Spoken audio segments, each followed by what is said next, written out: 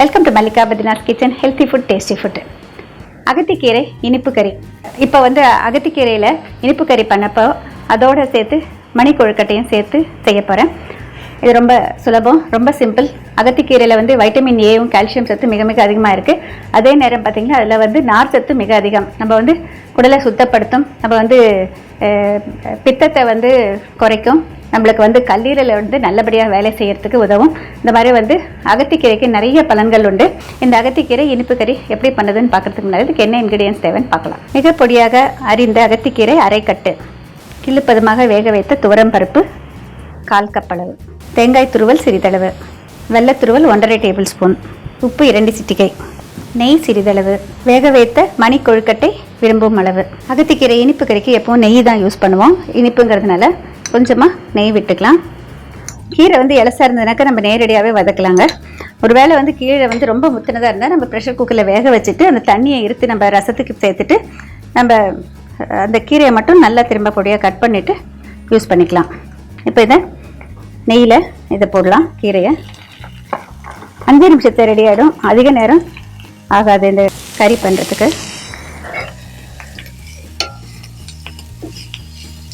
ஃப்ரெஷ்ஷாக கீரை இருக்கிறப்போ, அதுவும் ரொம்ப இலசாக இருக்கிறப்போ நம்ம இந்த மாதிரி நேரடியாக பண்ணலாம். ரொம்ப முத்தின கீரையாக இருந்ததுன்னா நீங்கள் என்ன பண்ணுங்கள், அதை கட் பண்ணாமல் ப்ரெஷர் குக்கரில் 1 விசில் 2 விசில் வேக வச்சு எடுத்துக்கோங்க. அதுக்கப்புறமா அந்த தண்ணியை வடித்து சூப்புக்கோ ரசத்துக்கோ சேர்த்துக்கோங்க. அதுக்கு பிறகு அந்த புழிஞ்சதுலேருந்து நம்ம நல்லா மறுபடியும் கட் பண்ணிவிட்டு இந்த மாதிரி கறி பண்ணலாம். இனிப்பு கறி, காரக்கறி ரெண்டுமே பண்ணலாம்.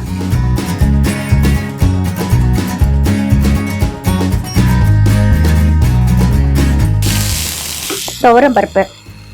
பொதுவாக இதுக்கெல்லாம் பார்த்தீங்கன்னா துவரம் பருப்பை நம்ம கிள்ளு பதமாக வேக வைக்கணும். ஆனால் கொஞ்சம் அதிகமாக இருந்தாலும் பரவாயில்லைங்க, தப்புன்னு இல்லை. இதை நம்ம தண்ணியை வடிச்சிடணும். இந்த துவரம் பருப்பு இதை சேர்த்துக்கலாம். இப்போ இதனுடைய இந்த கசப்பு சுவையை இதை குறைச்சிடும். இதோட வெல்லம்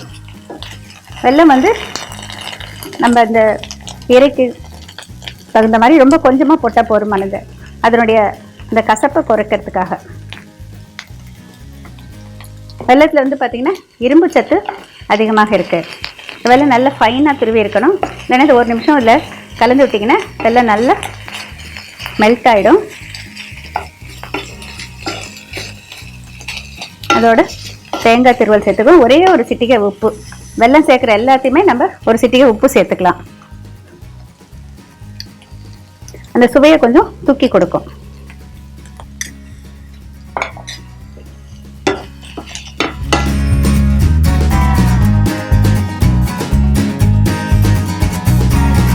இதோட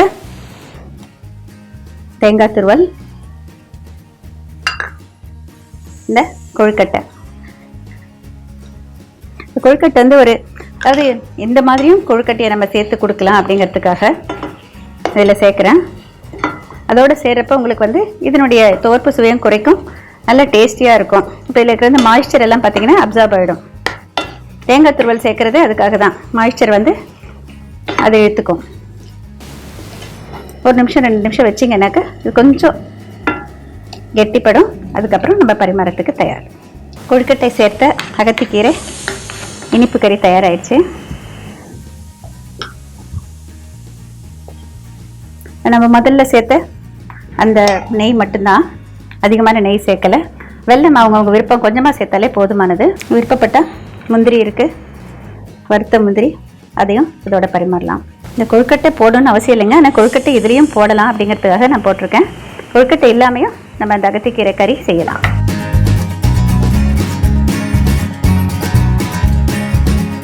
நல்ல மனம் வருது இந்த அகத்திக்கீரை இனிப்பு கறியிலேருந்து. இதில் பார்த்திங்கன்னா நம்ம சத்துக்களை பொறுத்த வரைக்கும் நம்ம அகத்திக்கீரையிலேருந்து வைட்டமின் ஏயும் கால்சியம் சத்தும் நார் சத்தும் மிக மிக அதிகம். அதே நேரம் நம்ம துவரம் பருப்பு சேர்க்குறப்போ புரதச்சத்து நம்மளுக்கு சேருது. வெல்லம் சேர்க்குறப்ப இரும்பு சத்து நம்மளுக்கு கூடுதலாக கிடைக்குது. அப்படி பார்க்குறப்போ இதில் நார் சத்து சேர்ந்து இருக்கிறப்போ ஒரு ஆரோக்கியமான உணவாக தான் நம்ம இதை எடுத்துக்க முடியும். கொஞ்சமாக நெய் சேர்க்குறோம். நம்ம நாட்டில் பசு நெய் தான் எப்போவுமே உபயோகப்படுத்துகிற பழக்கம். அந்த பசு நெய் பார்த்திங்கன்னா எப்போதுமே கொலஸ்ட்ராலை அதிகரிக்க செய்யாது. இப்போ சயின்டிஃபிக்காக அதை ப்ரூவ் பண்ணியிருக்காங்க. இந்த நெய் சேர்க்குற உணவு எதுவாக இருந்தாலும் நம்ம அளவோடு சாப்பிட்றப்ப நம்ம உடம்புக்கு வந்து நல்லதை செய்யும். இது வந்து கொலஸ்ட்ராலை அதிகப்படுத்தாது, எந்த விதமான இதய நோயை ஏற்படுத்தாது.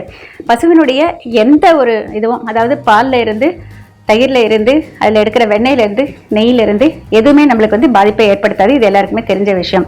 இந்த மாதிரி நீங்களும் வீட்டில் ட்ரை பண்ணி பாருங்கள். திஸ் இஸ் அகத்தி கீரை, தட் இஸ் ஸ்வீட் கறி. Agathi keerai is very very common in South India. Generally we use it the next day after AGATHI. During AGATHI we do fasting. After the fasting, next day we need nutritious food. For nutritious food we need to take very selective food.